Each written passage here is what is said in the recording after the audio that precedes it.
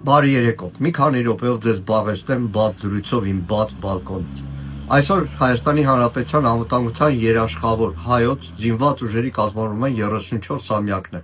Ավելորդ խոսքեր, շքեղ խոսքեր չեն գործածելու, կբավարարվեմ միայն շնորհավորանքով։ Զինվորից, պայմանագրայինից մինչև բարձրագույն հրամանատարական կազմ։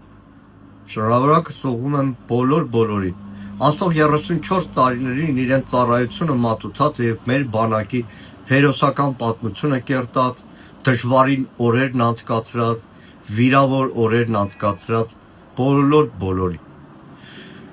Այսօր ցավոք սրտի արդարացան մեր բոլոր նտավախությունները, որ հունվարի 27-ը հանուն հայրենիքի նահատակվածների օր հռչակելով իշխանությունը փորձելու է ստվերել մեր բանակի կազմավորման օրը, այդպես էլ եղավ։ Այսօր չեղավ նախագահականում պաշտոնական պարգևատրման արարողություն ավանդույթի համաձայն։ Այսօր պաշտոնյաները պարտավորված չեղան մասնակցել այս կամ այն հանդիսությանը բանակի օրվան։ Պարզապես վաղ առավոտից հարյուրավոր ոստիկանների դեպի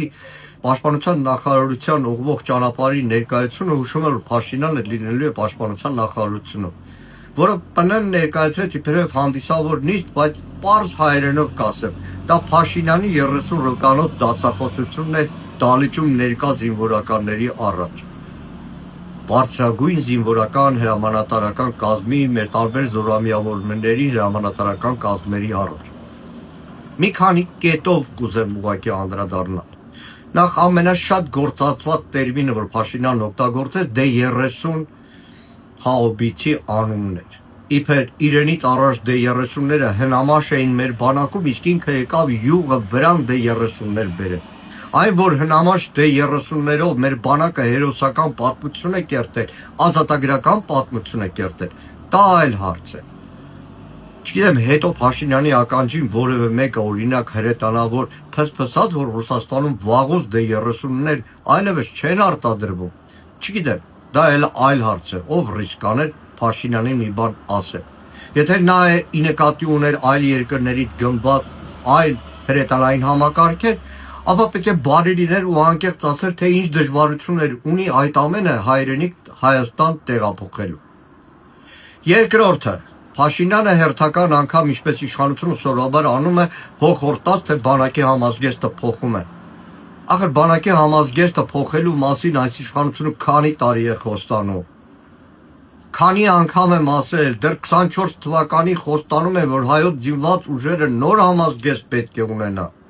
Հասել են 26 թվական, դեռ խոսում են, որ նմուշներն են միայն բերվել։ Ժողովուրդն ասում է մի խոսք, էշ մի սատկի գարուն կգա։ Բայց այսօր Փաշինյանը իր ելույթում մի ահավոր անկեղծացում արեց, մի ահավոր մեղադրանք հնչեցրեց։ Դալիճում ներկա ծննդով արցախցի նաև բազմաթիվ զինվորականների ներկայությամբ։ Վերջին շրջանում շատ են նրան մեղադրում, որ Հայաստանի պետական պարտքը ավելացրել է։ Ինչպես շատ հարցերում հերթական անգամ նա ասեց, ինքը մեղավոր չի, պետական պարտքը ավելացել է երկու պատճառով։ Մեկ բանակի, որտեղ սպառազինություն են գնում, եւ երկրորդը արցախցիների, որտեղ ստիպված նրանց կարիքներն են ապահովում։ Ավելի մեծ ցինիզմ, որտեղ նույն այդ զինվորականների առաջ, ծննդով արցախցի զինվորականների առաջ այսօր Փաշինյանը կատարեց մի հայտարարություն, որ մեր բանակը չի ամենագլխավոր անվտանգության երաշխավորը, ետին պլան են նրան մղել, ասած այդ զինվորականներին, որ գիտեք, ձեզ գեներալներ, որ հանում ենք տուրնիկների վրա, ատեստացիայի համար նկարում, ցուցադրում ենք, որ ձեր աշխատավարձը բարձրանա, որ դուք խաղաղ ծառայություն իրականացնեք, իսկ այդ խաղաղ ծառայության համար Փաշինյանը այսօր անկեղծ պատասխանել, որ 22 թվականի հոկտեմբերի 6-ին Պրահայում ստորագրելով Ադրբեջանի տարածքային ամբողջականությունը ճանաչելու մասին փաստաթուղթը ուրացել է Արցախը, հանձնել է Արցախը, որի ողբերգական վերջաբանը եղավ 2023 թվականի սեպտեմբեր 19-20-ի Ադրբեջանի ագրեսիան Արցախի դեմ, երբ որ Արցախի պաշտպանության բանակը, պաշտպանության բանակի զինծառայողները, կամավորները, աշխարհազորայինները արցախայությունը մենակ մնացին հսկայական բանակի դեմ, դավաճանված Հայաստանից, եւ Հայաստանի պաշտպանության նախարարությունից ու Հայաստանի զինված ուժերից։ Ավելի ահավոր ապտակ, քան այսօր Փաշինյանը հասցրեց դալիճում ներկա ծննդով Արցախցի բազմաթիվ զինվորականների իր կողքը նստած գլխավոր շտաբի պետի, որին իր կենսագրությունում անգամ խուսափում է նշել, որ Արցախի պաշտպանության բանակի գլխավոր շտաբի պետն է, դժվար է պատկերացնել։ Այսպես էլ այսօր տոն չեղավ։